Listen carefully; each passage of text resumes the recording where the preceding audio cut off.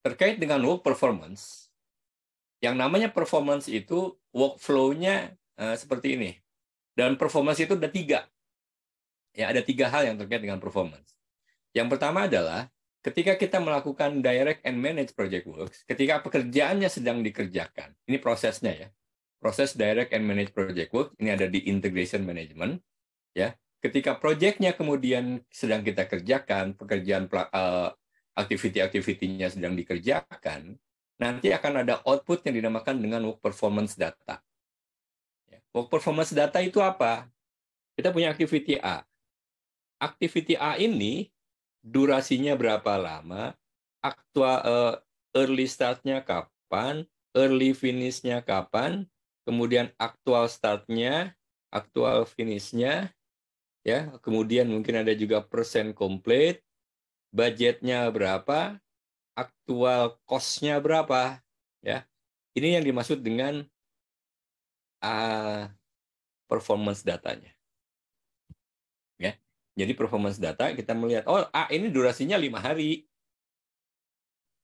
Aktual early start-nya, early finish-nya berdasarkan plan di hari 1 sampai hari ke-5.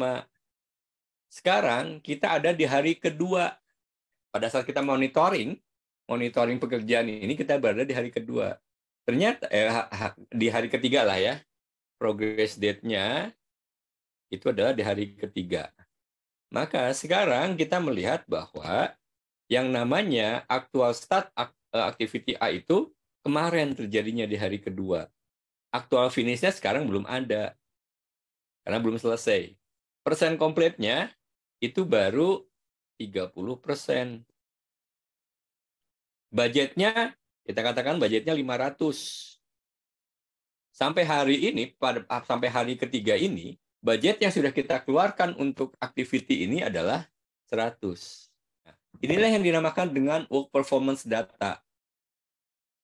Ya, work performance data itu dapatkan dari mana? Dari sini. Ketika kita melakukan direct and manage project works. Ya, nama prosesnya adalah direct and manage project works. Nanti kita bisa dilihat di sini. Direct and manage project works itu apa? Inputnya apa? Tools dan tekniknya apa? Kemudian salah satu outputnya itu adalah yang dinamakan dengan work performance data. Ya, teman-teman nanti bisa pelajari lagi di detailnya di buku PGPG atau di PMBOK 6. Setelah kita mendapatkan data-data ini, ya, data-data yang kita dapatkan dari direct and manage project works, kemudian data ini akan masuk ke dalam proses-proses controlling dan monitoring. Ya, ada proses untuk validate scope, ada proses untuk control scope, ada control schedule, control cost dan sebagainya. Ada 10 proses yang terkait dengan control dan monitoring. Ya, masing-masing knowledge area. Nanti ketika kita sudah masuk ke dalam proses ini, kan tadi ada work performance data sebagai inputnya. Ya, sebagai input dari sini, work performance data ini adalah merupakan input untuk masing-masing proses ini. Ya. Ada work performance data masuk sini, kemudian kita olah datanya, akan mendapatkan yang namanya outputnya adalah work performance information. Kita mendapatkan work performance information di sini. Informasinya apa? Informasinya adalah hasil pengolahan data tadi. Hasil pengolahan data yang A itu sekian, durasinya, dan seterusnya. Salah satu informasinya terkait dengan schedule, berarti kan? Terkait dengan schedule ini kita mengatakan bahwa activity A itu terlambat. Activity A terlambat 1 hari. Yang harusnya dimulai di hari pertama, kita baru mulai di hari kedua. Sampai saat ini progresnya adalah untuk activity A 30%, sehingga total progress project adalah X%, misalkan. Dengan adanya keterlambatan activity A, di mana activity A ini adalah ada di jalur kritis, maka project akan mengalami keterlambatan selama 1 hari delay. Ini yang dimaksud dengan project information. Ya. Work performance-nya tadi, work performance information-nya tadi diolah. Ada, kalau ini kan terkait dengan schedule ya. Yang ini adalah yang terkait dengan schedule, work performance information yang terkait dengan schedule. Ada lagi work performance information yang terkait dengan kontrol, dengan cost. Ada lagi yang terkait dengan quality. Ada lagi yang terkait dengan resources dan seterusnya. Semuanya work performance information itu digabungkan menjadi satu di activity yang namanya monitor and control project works. Monitor and control project works ini inputnya adalah semua informasi-informasi work performance information yang didapatkan dari seluruh 9 knowledge area, ya, 9 knowledge area di sini.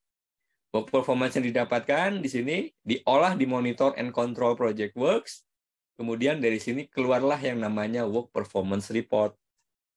Keluarlah reportnya, gitu Pak. Ya, urutannya seperti itu. Kalau nanti dihubungkan dengan 49 proses yang ada di dalam PMBOK. Dari report yang dikeluarkan inilah kemudian kita evaluasi, ya. Kita evaluasi. Oh, ternyata proyek kita mengalami keterlambatan.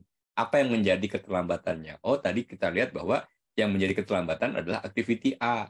Activity A terlambat. Karena apa activity A terlambat? Ternyata karena alat yang kita gunakan untuk activity A itu datanya terlambat 1 hari. Kenapa dia bisa terlambat? Kenapa? Nah, terus ditanya kenapa.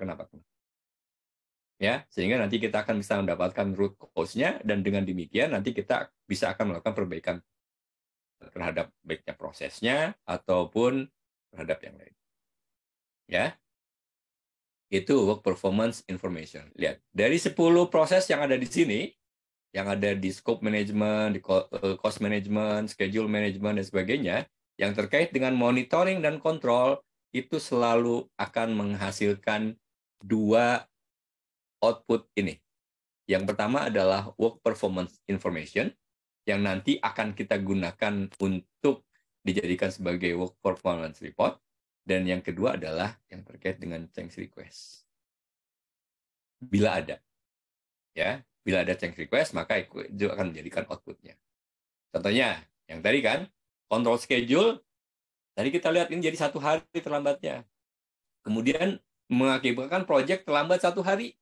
Nah, kemudian kita buat, Pak, kayaknya kita perlu mengembalikan lagi itu agar bisa on track, gitu ya. Maka saya rubah schedule-nya. Nah, perubahan schedule ini kemudian harus melalui change request. Gitu ya. Nanti untuk disetujui atau tidak oleh si change control board.